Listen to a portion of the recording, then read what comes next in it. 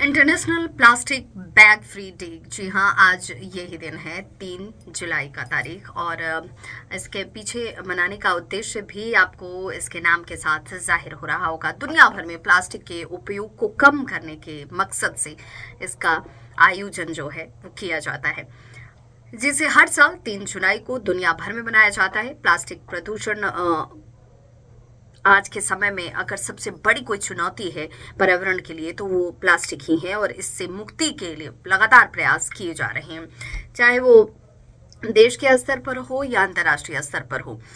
क्योंकि ये पर्यावरण के लिए सबसे बड़ी चुनौती है। इस खतरनाक पदार्थ की खोज बेल्जियम मूल के अमेरिकी वैज्ञानिक लियो एच बैकलैंड ने की थी।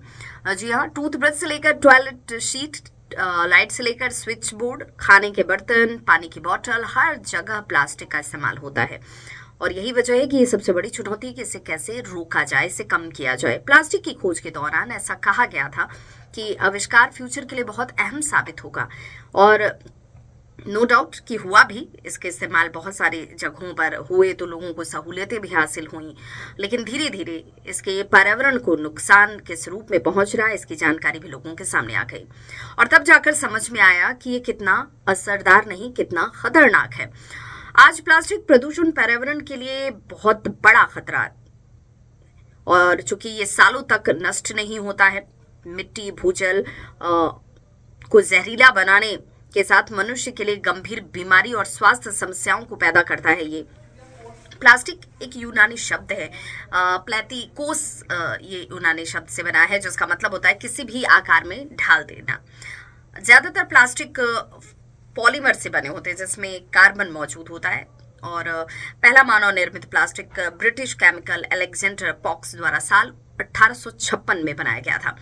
अब आधुनिक प्लास्टिक की खोज और उसे घर घर तक पहुंचाने के दौरान एक नए पदार्थ की भी खोज की गई।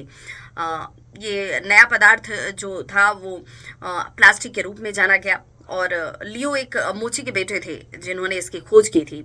और लियो के पिता पढ़े लिखे नहीं थे, और ना ही वो लियो की पढ़ाई को लेकर बहुत ज्यादा कुछ गंभीर नजर आते थे।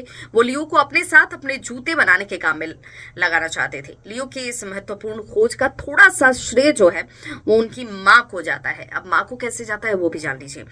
लियो की इस महत्वपूर्ण खोज का श्रेय माँ को इसलिए जाता है जो अपने बेटे को पढ़ाना चाहती थी। वो चाहती थी कि बेटा पढ़ लिखकर कुछ अच्छा बने। माँ के कहने और प्रोत्साहित करने पर लियो ने नाइट शिफ्ट वाले स्कूल में दाखिला लिया, पढ़ाई शुरू की, और पढ़ने में अच्छा होने की वजह से लियो को घेंट यूनिवर्सिटी में स्कॉलरशिप भी मिल गई, जिससे कि उन्हें पढ़ना आसान हो गया। उसके लिए बहुत ज़्यादा आर्थिक परेशानी नहीं उठानी पड़ी। प्लास्टिक सेहत और पर्यावरण दोनों के लिए जो कि खतरनाक होते हैं, नुकसानदायक है।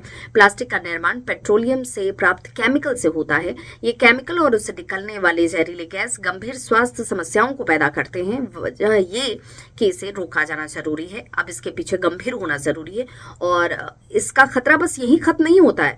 चाहे वो समुद्र में चला जाए, नदी में फेंका जाए, प्लास्टिक पानी को भी प्रदूषित कर देता है और खत्म नहीं होता है। इससे कई जीव जंतुओं का अस्तित्व खतरे में जरूर आ जाता है। अपनी सुविधा के लिए लोग इसका इस्तेमाल तो जरूर करते हैं, लेकिन ये पर्यावरण को नुकसान पहुंचाता है। इसलिए जरूरी है कि आप प्लास्टिक का कम से कम इस्तेमाल करें, कम से कम उपयोग करें, लोगों को भी जागरूक करें, और इसके लिए आपकी जितनी कोशिश होगी उतना ही हमारा पर्यावरण सुरक्षित होगा। तमाम न्यूज अपडेट्स के लिए जुड़े रहिए मेरे साथ।